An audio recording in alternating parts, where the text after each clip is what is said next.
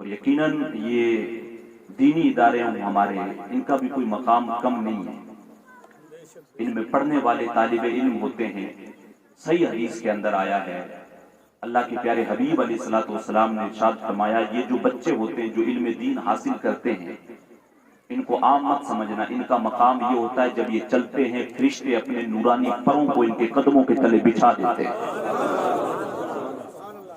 فرشتے اپنے نورانی پروں کو ان کے جو ہے قدموں کے تلے بچھا دیتے ہیں۔ اور عالم کے تعلق سے آیا، حضور سے پوچھا گیا، حضور افضل کون ہے؟ عابد ہے، ایک سائیڈ عالم ہے، تو ان دونوں میں سے افضل کون ہے؟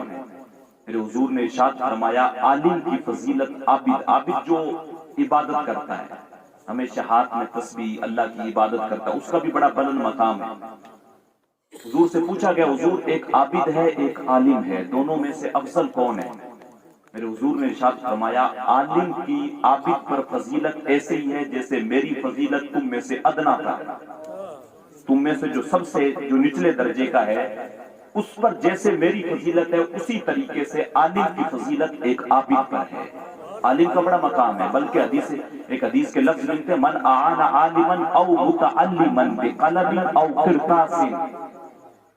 حضور نے ارشاد فرمایا، جس نے کسی عالم کی یا کسی متعلم کی، کسی طالب علم کی مدد کی، کس سے؟ ایک قلم سے یا ٹوٹے ہوئے پھٹے ہوئے کاغذ کے ٹکڑے سے، وہ ایسے ہے گویا اس نے اللہ کے گھر کعبے کی 70 مرتبہ تعمیر کی۔ یہ طالب علم کا اور عالم کا مقام ہے، بہت بلند مقام ہے۔ بلکہ حضور نے تو ارشاد فرمایا، علماء جو ہوتے ہیں یہ انبیاء کے وارث ہوتے ہیں۔ انبیاء اصل میں اپنے پیچھے جو ہے وہ کوئی دینار درہم چھوڑ کے نہیں جاتے، انبیاء کے وارث جو ہیں وہ علماء ہوتے ہیں۔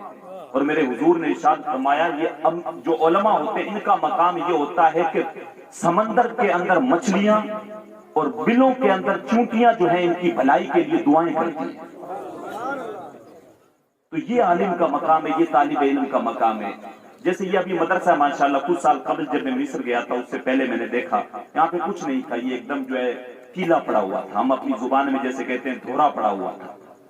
ابھی شروعات ہے، ہم اللہ کی بارگاہ میں دعا کرتے ہیں اللہ سعید صاحب کو استقامت دے اور دل لگا کر اس میں محنت کرنے کی توفیق نصیب کرے، اور جس طریقے سے انہوں نے جو ہے ان کمروں کو کھڑا کرنے میں محنت کی ہے، اسی طریقے سے اللہ ان کو تعلیم کے معاملے میں جو ہے محنت کرنے کی توفیق نصیب کرے۔ تو یہ بالکل ایسی جگہ تھی، لیکن انہوں نے یہاں پر محنت کر کے کم سے کم ایک ہال اور ایک کمرہ جو ہے وہ کھڑا کیا ہے، اور اس کے اندر جو بچے پڑھنے والے ہوتے ہیں، بزرگ فرمایا کرتے تھے یہ جو طالب علم ہوتے ہیں یہ جنت کی چڑیاں ہوا کرتی ہیں، ان کا جو ہے بڑا مقام ہوتا ہے، ان کا ایک بلند مقام ہوتا ہے۔ کسی زمانے میں کسی مدرسے کے اندر بچے پڑھتے تھے، وہاں پر ایک خادم تھا جو ان بچوں کے لیے سامان لایا کرتا تھا، کبھی جو ہے گھی اٹھا کے لے آیا، کبھی آٹا اٹھا کے لے آیا، کبھی دال اٹھا کے لے آیا، ان کے کھانے کا جو ہے انتظام وہ کرتا تھا۔ سمجھانا اس سے کیا چاہ رہا ہوں، اگرچہ واقعے کی جو ہے وہ اگر مانے، اگر ہم سوچیں کہ یہ نص قطعی سے ثابت نہیں ہے، لیکن اسے سمجھانے کے اعتبار سے عرض کر رہا ہوں، تو جو ہے وہ ان کے سامان کا انتظام کرتا تھا۔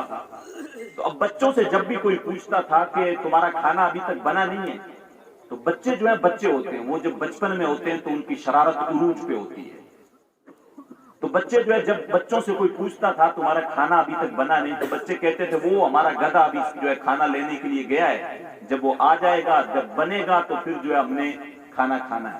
نام اس کا سلیم تھا، لیکن انہوں نے اپنی اعتبار سے اس کا نام حمار رکھ رکھا تھا، گدھا۔ ہمارا گدھا گیا بازار سے آٹا لے کے آئے گا، جب آئے گا تب ہم کھانا کھائیں گے۔ اب وہ جو خدمت کرتا تھا اس کو ایک دن پتہ چل گیا، اور وہ کہنے لگا میں ان لوگوں کی اتنی خدمت کرتا ہوں، ان کے لیے گھی لاتا ہوں، دال لاتا ہوں، روٹیاں بناتا ہوں، سارا کچھ کرتا ہوں، اور یہ جو ہے میرے گدھا کہتے ہیں میں نے آج کے بعد ان کی خدمت نہیں کرنی۔ وہ ناراض ہو کے میرے آپ کی طرح چھوڑ کے چلا گیا۔ رات میں جاگ کے سویا تو دیکھا حشر کا میدان لگا ہوا اور اللہ کی بارگاہ میں سارے بندے کھڑے ہوئے، وہ بھی کھڑا ہوا۔ اب وہ جو چھوٹے بچے تھے مدرسے والے، ان کو جو ہے جانے کا حکم ہوتا ہے جنت میں، وہ اڑ کے کھڑے ہو جاتے ہیں۔ بولا نہیں ہم نے تو نہیں جانا جب تک ہمارا گدھا ہمارے ساتھ میں نہیں جائے گا، جب تک ہمارا گدھا ہمارے ساتھ میں نہیں جائے گا تب تک ہم نے جنت میں نہیں جانا ہے۔ وہ اٹھا، آنکھوں میں آنسو تھے، روتا ہوا مدرسے کے اندر آیا، کہا تم مجھے گدھا کہو، کھوتا کہو، کچھ بھی کہو، میں نے خدمت تمہاری کرنی۔ تو یہ طالب علم جو ہوتے ہیں ان کا بڑا بلند مقام ہوتا ہے۔ اللہ کے حضور نے ارشاد فرمایا ہے، اللہ کے نبی نے ارشاد فرمایا، ان کا مقام یہ اللہ کے معصوم فرشتے ان کے قدموں کے تلے اپنے پروں کو بچھا دیتے ہیں۔ اس سے بلند مقام کیا ہو سکتا ہے؟ اس سے بلند مقام نہیں ہو سکتا ہے۔ اور علم حاصل کرنا یہ ایک بہت اہم فضیلت ہے، بلکہ علم حاصل کرنا اپنے آپ میں ایک بادشاہت ہے۔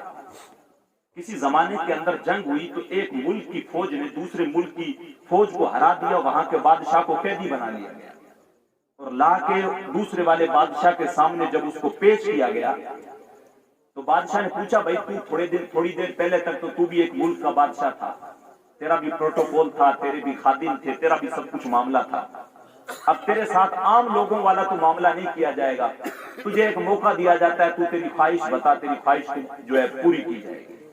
وہ کہنے لگا، حضور میری اور کوئی خواہش نہیں ہے، بلکہ مجھے بچوں کو پڑھانے کے لیے استاد لگا دیا جائے۔ وہ بادشاہ مسکرا کے کہنے لگا، پھر سے بادشاہت چاہتے ہو؟ پھر سے بادشاہت چاہتے ہو؟ پڑھانا اپنے آپ میں، تعلیم جو ہے ایک بادشاہت ہے۔ علم جو ہے وہ بندے کو سمجھ عطا کرتا ہے، علم بندے کو ایک راستہ عطا کرتا ہے۔